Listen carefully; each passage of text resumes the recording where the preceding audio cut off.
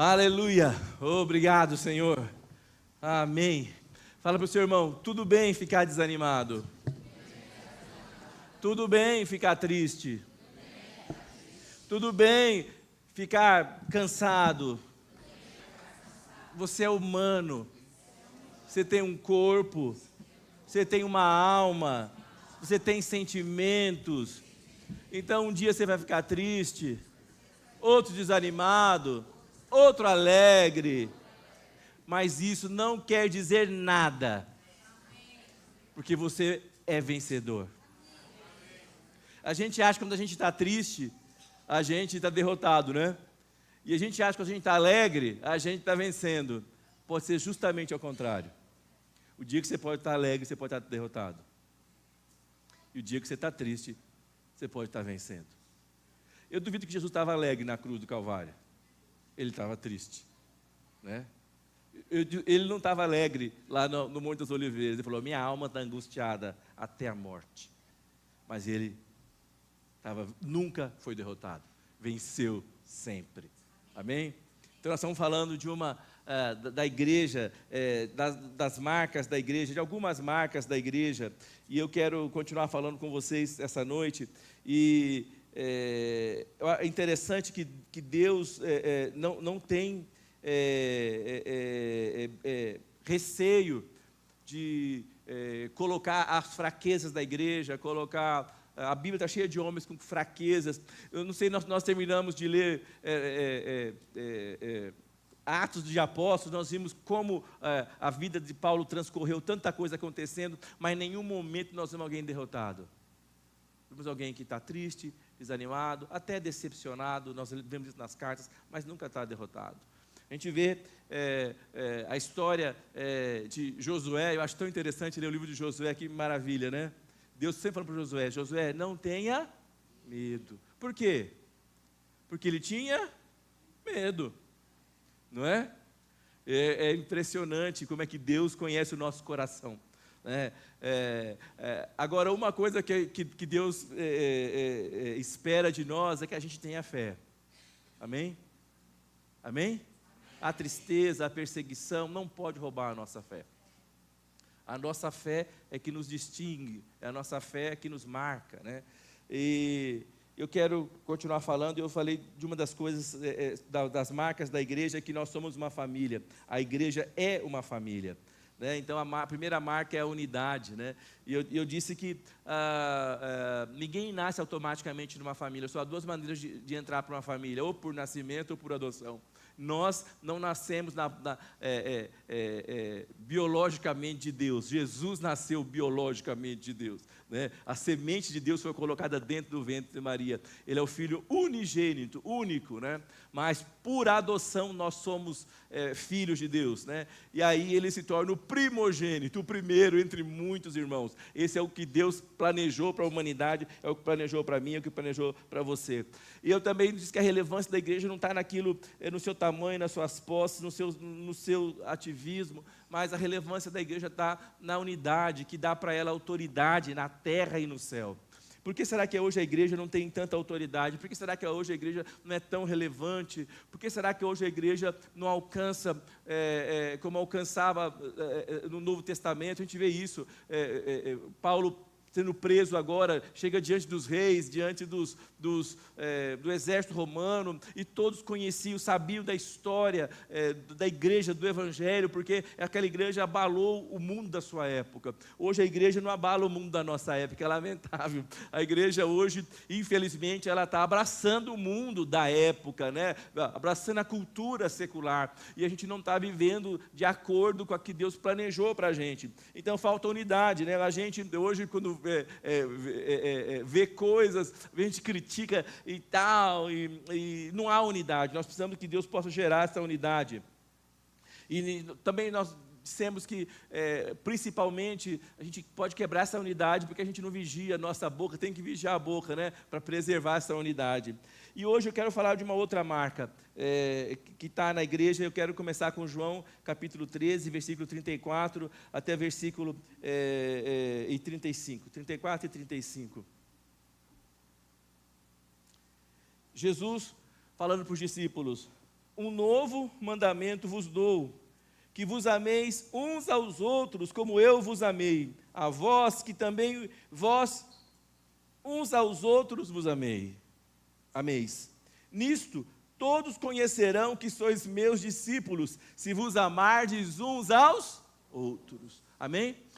Quem está falando? É o dono da igreja. Jesus é o dono da igreja, né? É o noivo que vai casar com a igreja. Então ele está interessado que essa igreja seja uma igreja preparada para ele. Ele fala que vai ser uma igreja pura, sem manchas, sem rugas, sem mácula, uma igreja separada para ele. E é interessante que ele diz que o mundo vai conhecer que nós somos discípulos de Jesus. Não é porque a gente tem uma Bíblia em casa.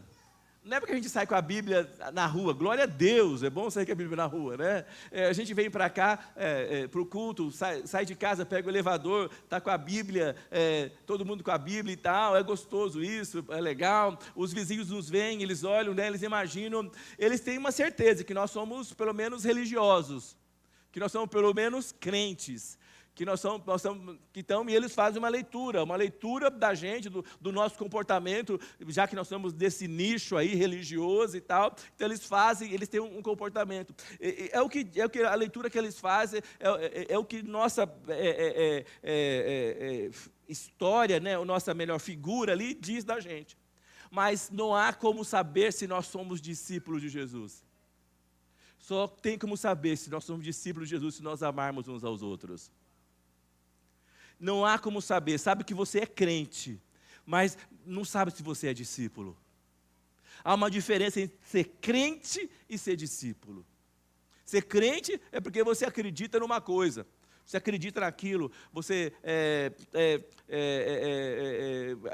segue aquelas normas, confessa aquelas normas, crê que aquilo é verdadeiro, tal. Agora, ser discípulo quer dizer que é alguém que tem um mestre, que está no lugar de subserviência, de aprender. Discípulo é um aprendiz de Cristo. Amém?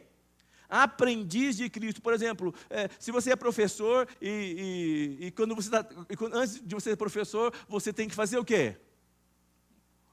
A faculdade, né? E depois que faz a faculdade, tem que fazer o quê? O estágio, né? Mas então, enquanto você não recebe o seu diploma, você é aprendiz de professor. Sim ou não? E nós, a mesma coisa. Então, nós somos aprendizes de Cristo, né?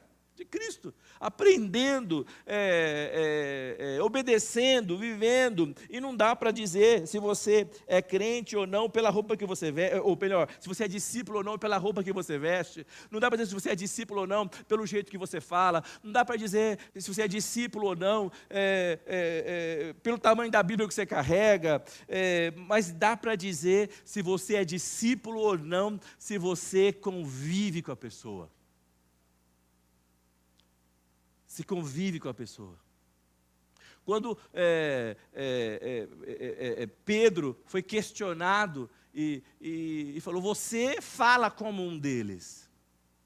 Você viveu com ele, você fala como um deles. Você tem o jeito dele. Você tem a maneira dele falar, E o próprio depois, quando os judeus estão perseguindo a igreja, chamam os discípulos, e eles conversam, e eles falam, e eles olham e falam assim, esses homens eram tudo pescadores, homens ignorantes, iletrados.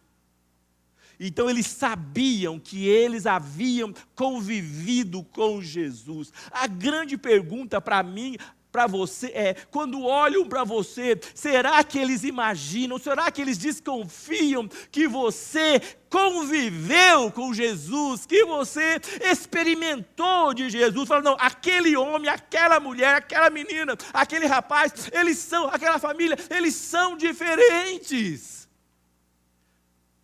Porque eles são discípulos de Jesus. É uma coisa interessante, né? É uma coisa. E o mais gostoso de tudo, nenhum de nós aqui vai ser mestre. Todos nós seremos discípulos a vida toda. Amém? E no dia que chegar a nossa hora, parou, acabou de aprender, foi promovido. Então, toca o sino, chama a sua credencial e você se apresenta diante dele. Amém? Amém? Mais um discípulo venceu e chegou. no final da jornada. Então, quando a gente entende isso, a marca, então, qual que é a marca de nós sermos discípulos? Qual que é a marca da igreja? A marca da igreja, gente, não é se lá tem milagres. Glória a Deus, fala comigo, tem milagres? Quem já recebeu algum milagre aqui? Amém? Nós até hoje temos ouvido notícias daquelas 12 dias de oração que nós fizemos, quantas coisas Deus fez naqueles 12 dias, quantos milagres aconteceram, amém? Eu não vejo a hora de chegar de janeiro de novo. 12 dias, essa igreja, esse salão cheio, com a igreja de Deus aqui dentro, falando, clamando, orando, foi sensacional. Não foi maravilhoso? Foi? Então, eu acho que nós vamos receber outros milagres até o final do ano, muitos outros milagres. Então, mas isso não quer dizer que nós somos discípulos. Não quer dizer. Quer dizer que nós somos pessoas que estão clamando a Deus e Deus está respondendo, Deus está ouvindo. E Deus escuta, Deus ouve. Amém? Não é que se nós temos um lugar bom, um lugar separado para oração, um lugar legal para o culto e tal, não é isso. O que diz, que marca a igreja é o amor. Fala comigo, a marca da igreja é o amor. Eu vou te contar uma coisa, quando eu me converti bem cedo, e quando eu era adolescente, eu ouvia falar sobre o batismo do Espírito Santo, o dom de línguas e tal, mas eu não gostava de falar de amor. Porque eu tinha tantas pessoas que eu tinha que perdoar. Tantas pessoas que eu não amava.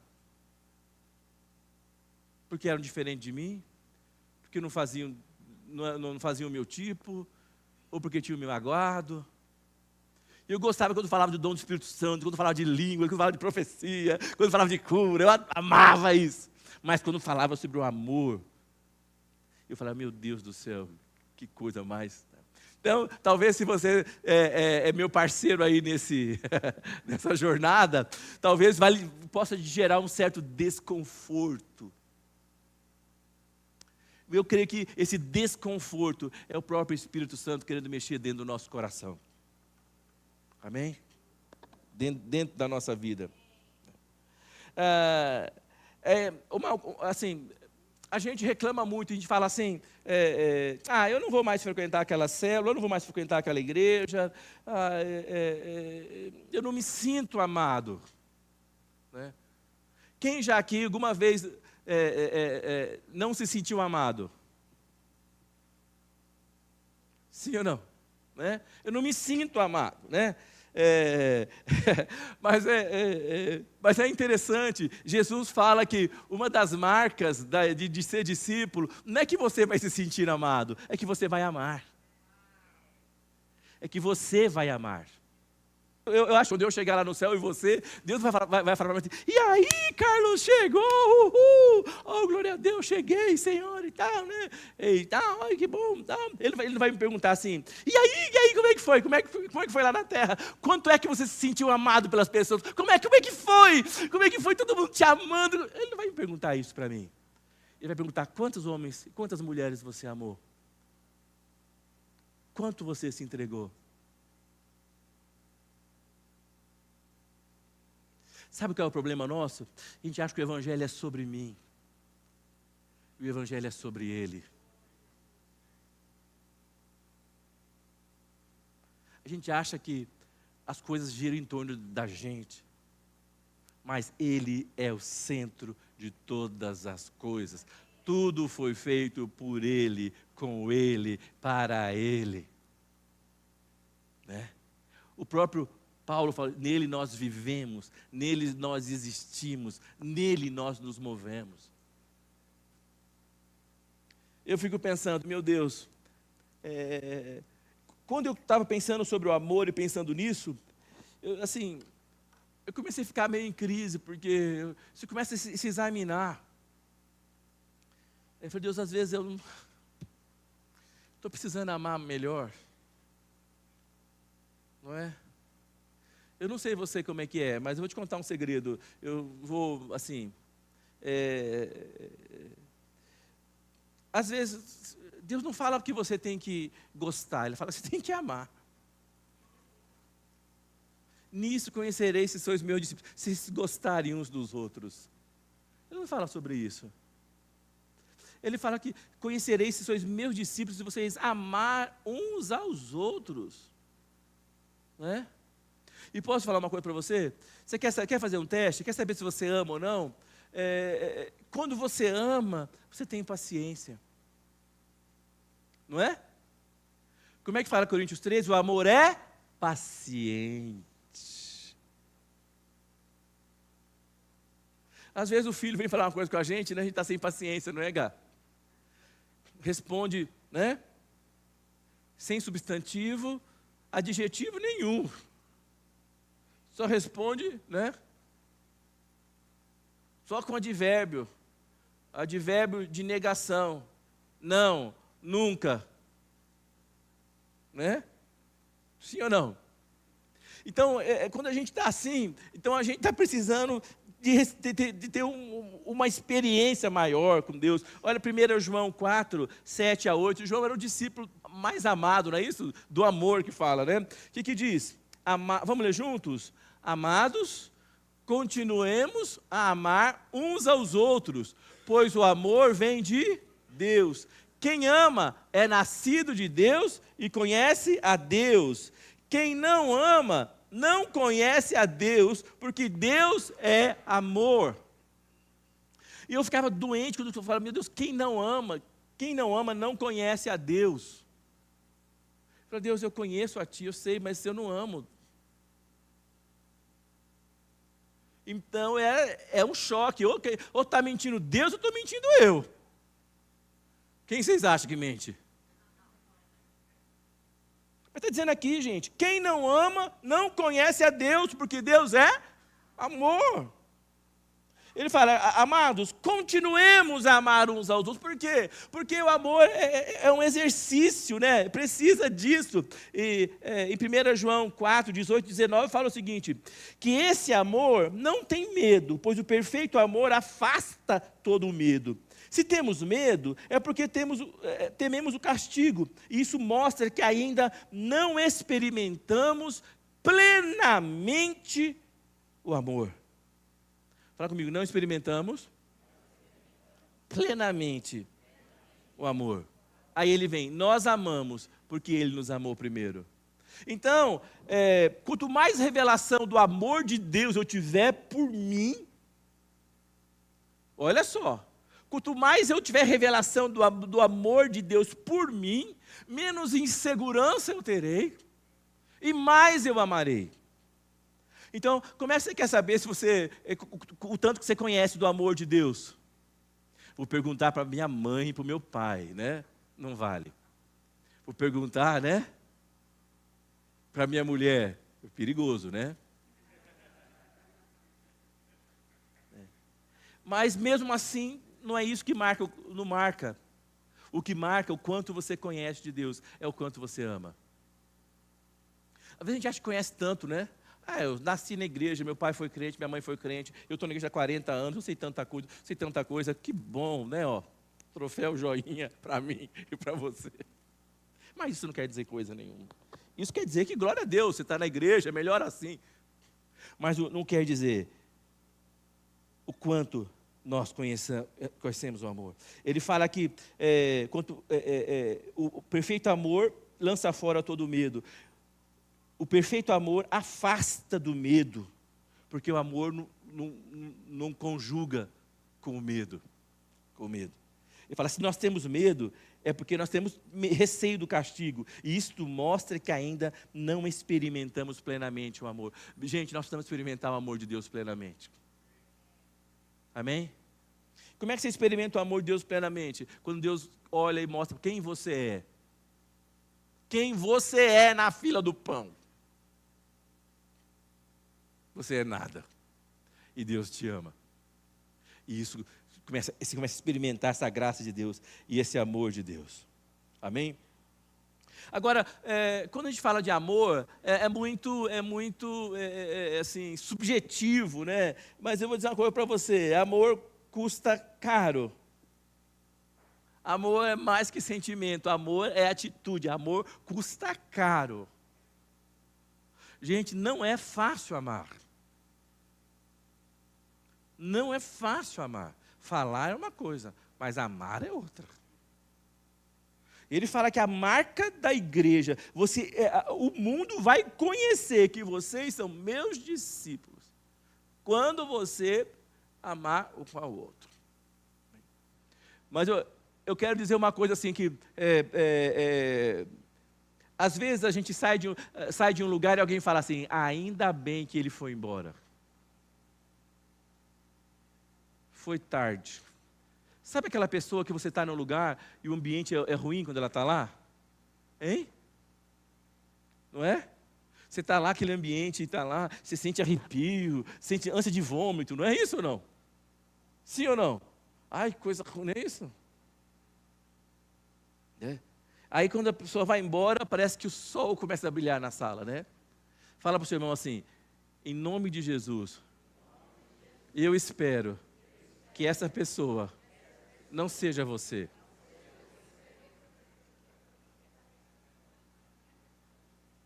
Acontece, não acontece? Sim ou não? Sim ou não? Acontece que você é humano, eu sou humano. Então, se você for responder para tudo, se você for brigar por tudo, se você for tudo, então responde isso. Mas o amor custa, você tem que se sacrificar, você decide amar, você decide fazer. Em Efésios 5, versículo 2, Paulo fala isso. E andai em amor, como também Cristo vos amou e se entregou a si mesmo por nós, em oferta e sacrifício a Deus em cheiro agradável. Então o amor é sacrificial, o amor custa, o amor tem um preço, o amor dói, o amor sangra, o amor, ele vai colocar você em situações que você vai servir, que você vai dar o primeiro lugar para o outro e ficar atrás, que você vai pensar no outro e vai deixar você mesmo de lado. O amor você para de pensar em ser amado e fala, Senhor, eu quero amar, eu quero fazer melhor, eu quero me dedicar mais, eu quero mudar a minha história.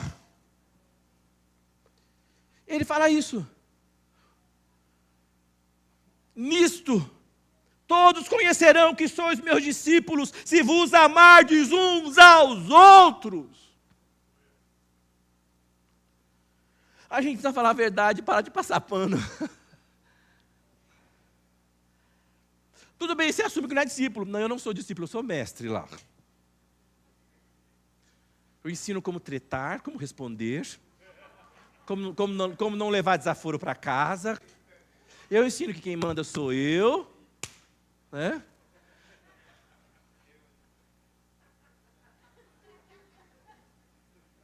Não é? Imagina a nossa reunião de presbitério, como que funciona lá, né? Sai assim, né? Ó. Como é que funciona isso? O amor custa, o amor tem sacrifício. Em 1 João 3,18, ele fala assim, filhinhos, não nos limitemos a dizer que amamos uns aos outros. Olha que interessante, né? Vamos ler junto lá? Filhinhos, não nos limitemos a dizer que amamos uns aos outros. Demonstremos a verdade por meio das nossas ações. Fala, meu Deus do céu, a Bíblia falava isso? A gente só lê o que a gente gosta. E só grava o que faz bem para a gente. Sim ou não? Está escrito que você tem que me amar. Está escrito, não é isso? Não é isso? Não, mas está escrito que a gente precisa parar de falar e começar a demonstrar as ações. Eu gosto também esse mesmo texto, na nova tradução na linguagem de hoje, fala, meus filhinhos, o nosso amor não deve ser somente de palavras e de conversa, deve ser um amor verdadeiro, que se mostra por meio das ações. Eu estava falando para a Gabi, hoje no caminho, a Gabi conversando com a gente de algumas coisas, e ela falou assim, pai, eu estou me policiando para ser uma pessoa que elogia mais, que aprecia mais. A gente não sabe elogiar e nem apreciar. Não é? Então ele fala o seguinte, que o nosso amor não deve ser somente de palavras e conversas, mas tem que ter palavras e conversas. Sim ou não? Hoje eu estava no condomínio, brincando com a Gabi, eu falei assim, a Gabi estava lá na sacada, acho que tomando café, Gabi? Comendo um bolo de vidro, eu falei, opa, esse é o lugar do aposentado, que fica vigiando, esse é o meu lugar, você está fazendo o que aí? Não, pai, eu ouvi uma voz alta e vim sair para ver. Daqui a pouco vai tomar o meu lugar, né? Aí eu falei para ela assim, Gabi, eu vou te contar uma coisa que eu fiquei bem emocionado. Havia uma menininha aqui no carro, pro lado de fora, eu até vi, a vi vestidinha de uma blusinha verde, metade do corpo para fora, de trás, e ela falava, papai, eu te amo. Falava, pai, eu te amo. Papai, eu te amo. Papai, mas eu te amo muito. Eu fiquei pensando assim, não sei porquê. Ela saiu no carro com alguém, o papai devia morar no condomínio, estava entrando, eu não vi a pessoa. Aí você começa a pensar, meu Deus, será que às vezes é porque aquela guarda compartilhada, domingo devolveu, a outra, você começa a pensar, né? Mas infelizmente eu não tive tempo de concluir a minha investigação.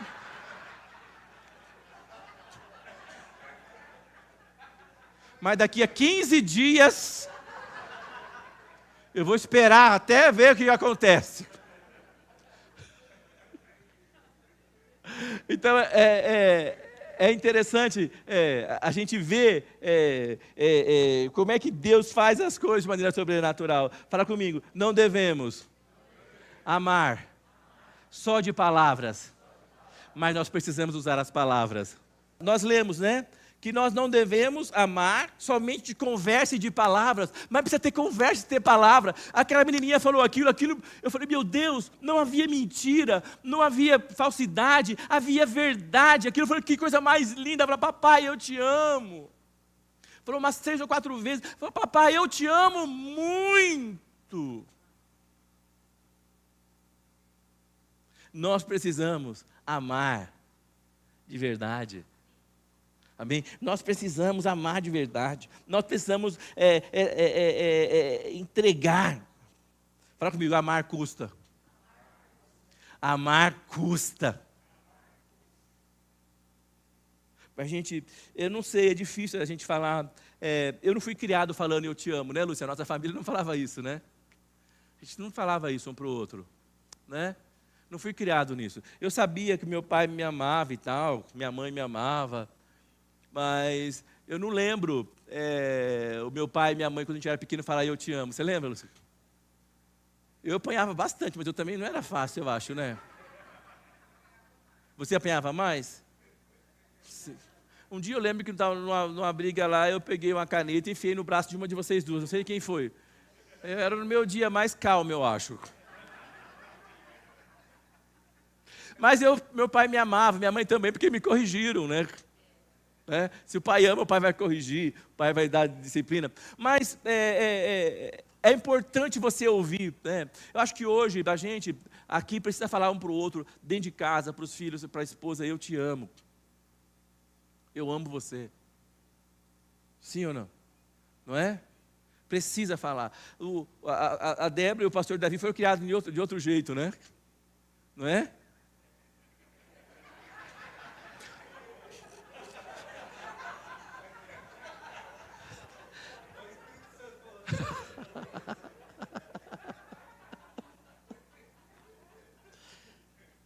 Eu até achava que eles chamavam eu te amo.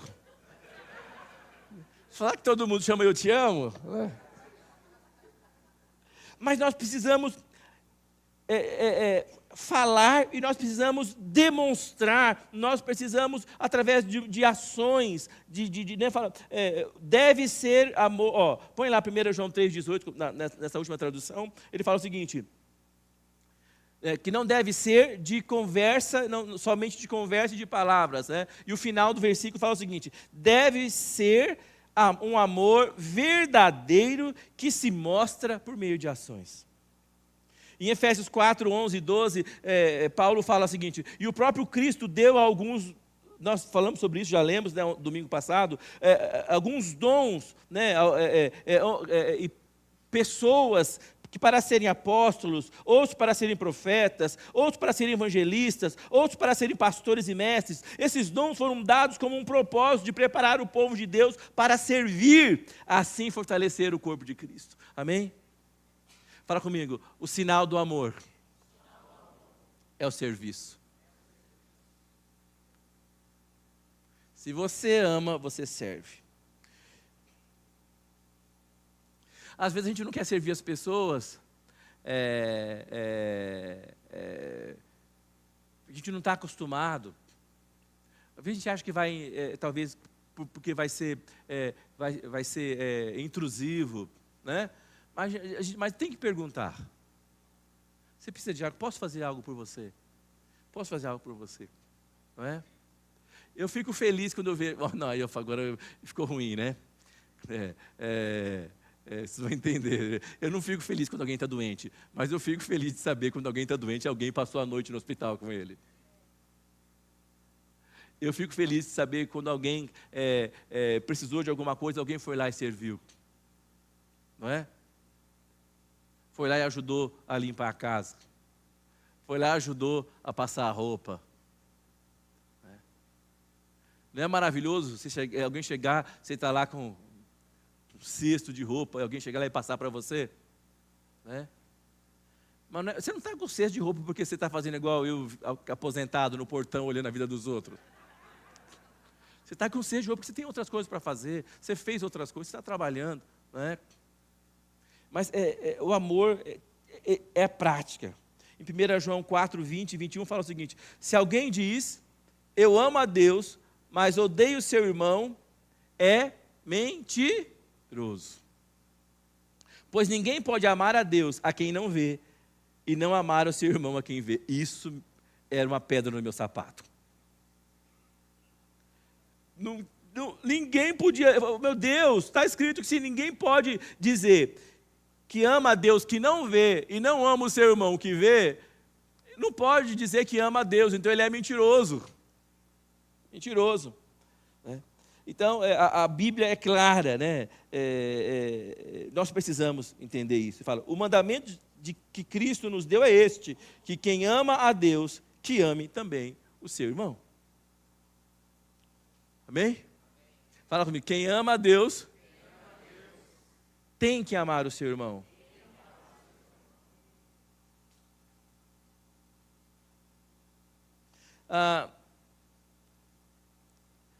A gente fala muito, a gente que é crente ainda, quem tem essa raiz pentecostal, fala assim, eu sirvo a Deus, né?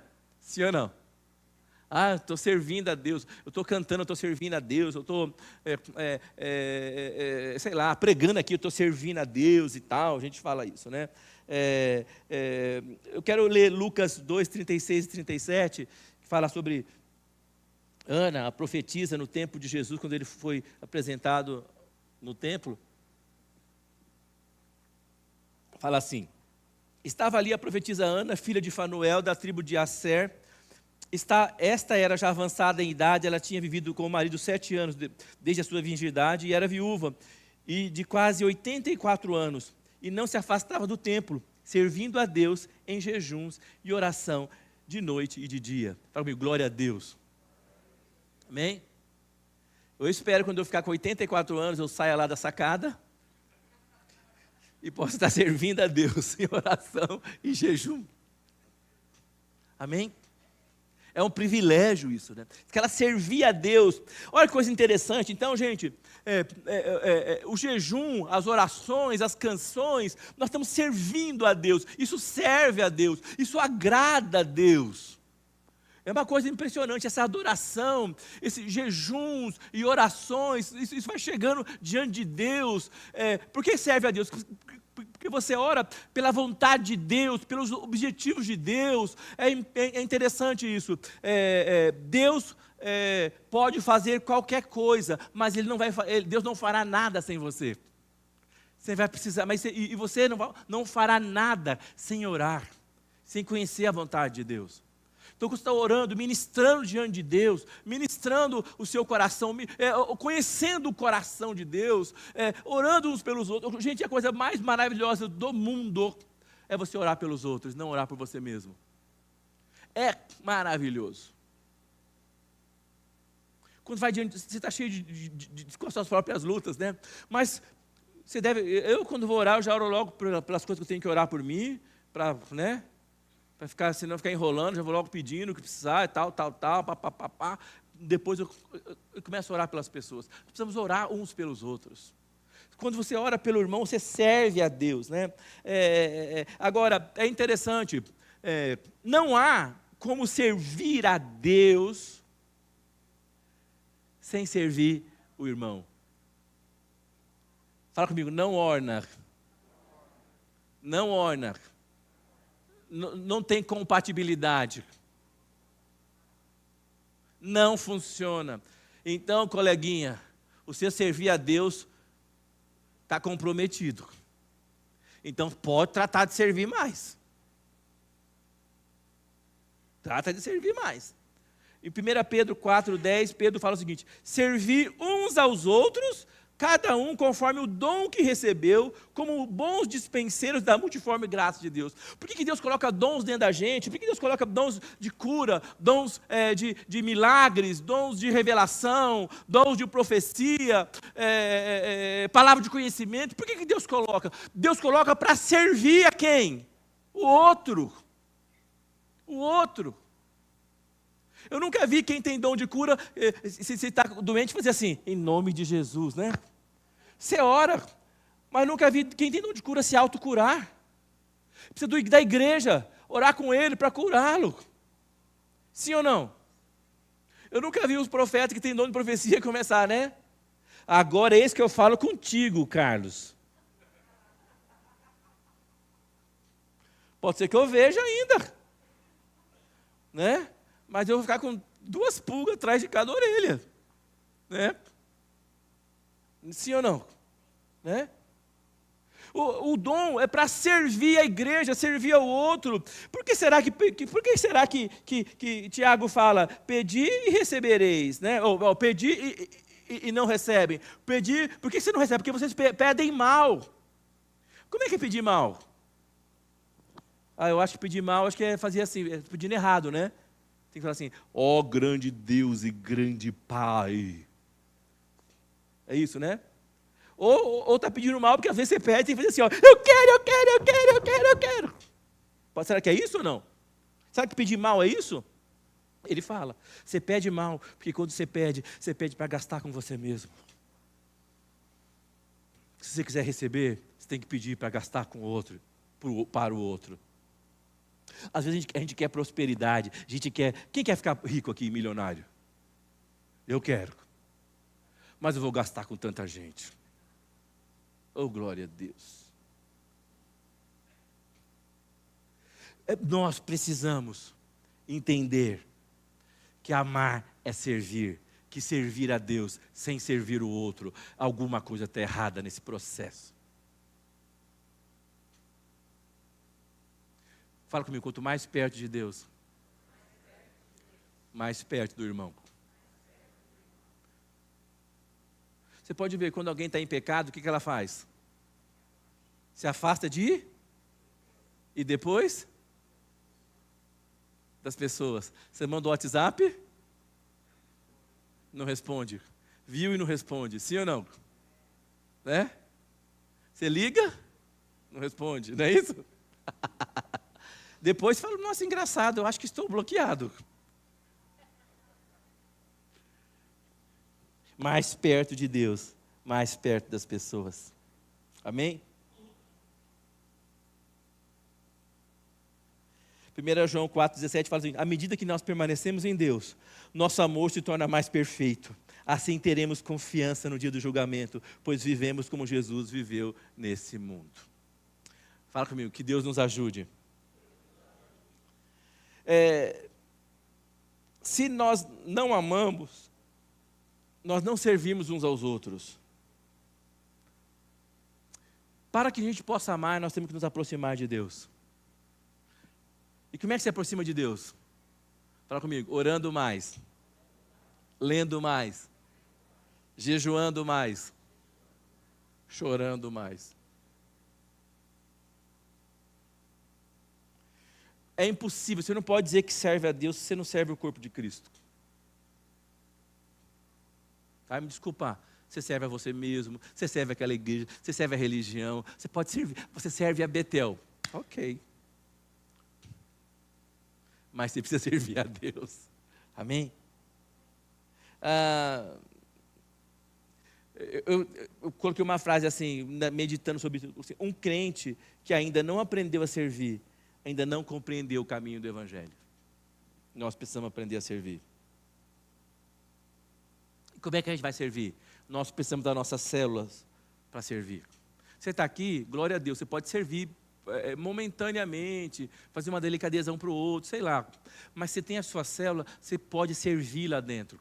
Porque lá haverá pessoas de carne e osso, com necessidades prementes e urgentes, e você pode servir lá dentro as pessoas. Amém? Nós temos os ministérios para servir. O ministério da palavra, o ministério da diaconia, o ministério de música, o ministério aqui da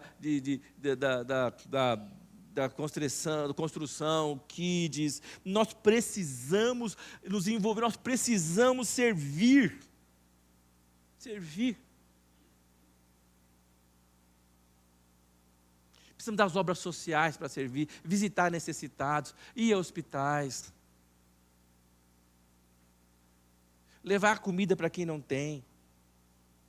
Nós precisamos de eventos para servir. No evento dos casais, né? Nós estamos planejando bastante coisa aí, né? Não tem o jantar de casais, não é gostoso? Não é? Mas tem que trabalhar, tem que servir, tem que não sei o que tal, tem que fazer a comida. É importante. O ministério com as mulheres precisa servir. Precisamos de trabalho para servir, precisamos de momentos para servir, precisamos da casa de Deus para servir, precisamos da igreja para servir. Não dá para ser crente dentro de casa, crente dentro do corpo de Cristo. Eu escutei uma palavra do pastor Luiz Saião, eu gosto demais dele, e ele falou que essa moda que você pode ser crente sozinho, é completamente antibíblica. É uma aberração. Nós precisamos do corpo de Cristo. Nós precisamos estar juntos. Amém? Vamos ficar em pé, irmãos.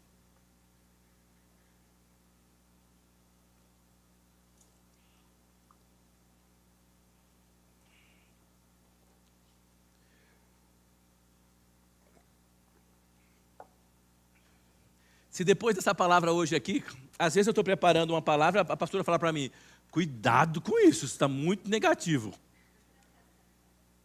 Né? Mas eu, como sou bem obediente, entra por aqui, eu faço assim.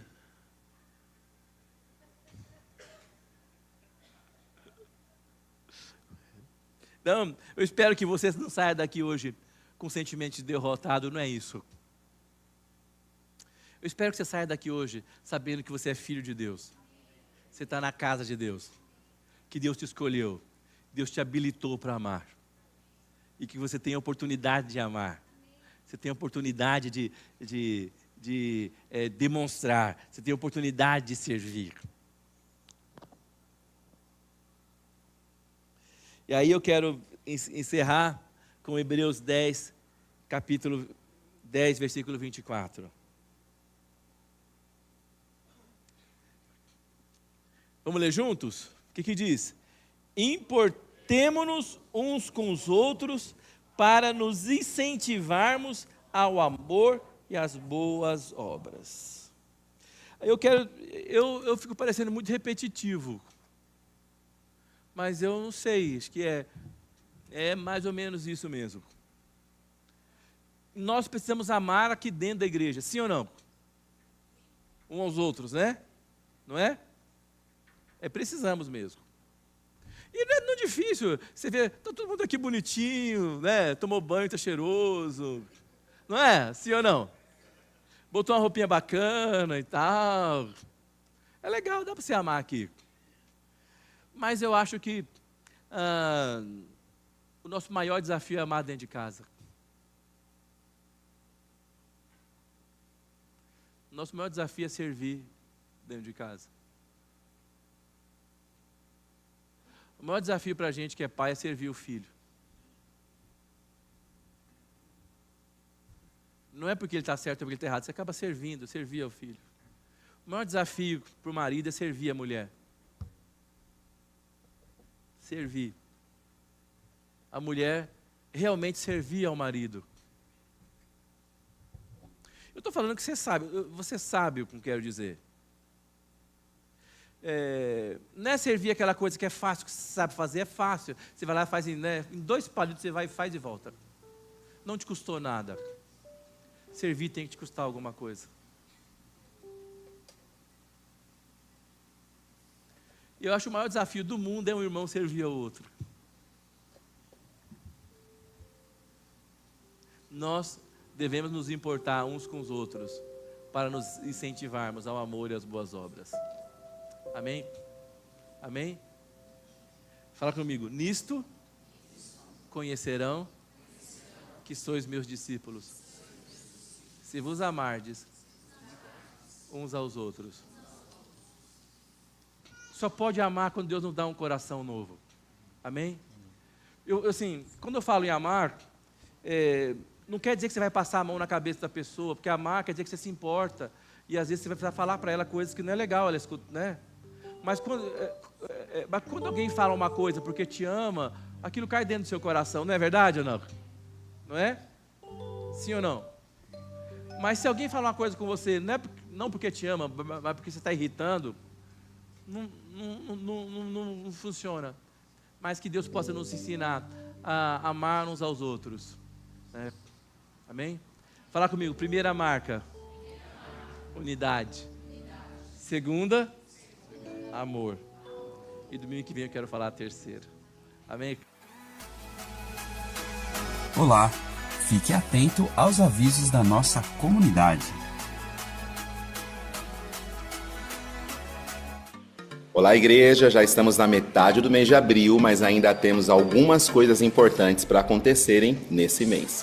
Essa semana, no dia 17, quinta-feira, teremos reunião de líderes online. No próximo domingo, dia 20, teremos o nosso culto especial de Páscoa às 18 horas. Não deixe de estar conosco. No dia 27, o último domingo do mês de abril, teremos o nosso culto de Santa Ceia às 9 horas da manhã. Isso quer dizer que nesse dia não teremos o culto à noite. Marque na sua agenda e não se esqueça. Também no dia 27 é o dia em que você pode trazer a sua doação de alimento para a composição das cestas básicas que abençoam tantas famílias. Além disso, nesse mesmo dia você pode trazer a sua oferta missionária e contribuir com os projetos em Cuba, Moçambique e Nordeste. E para você já se programar, no mês de maio, dia 16, uma sexta-feira, teremos vigília a partir das 23 horas. Guarde essa data. Fique atento às nossas mídias sociais para estar por dentro de toda a nossa programação. Inscreva-se, curta, comente e compartilhe.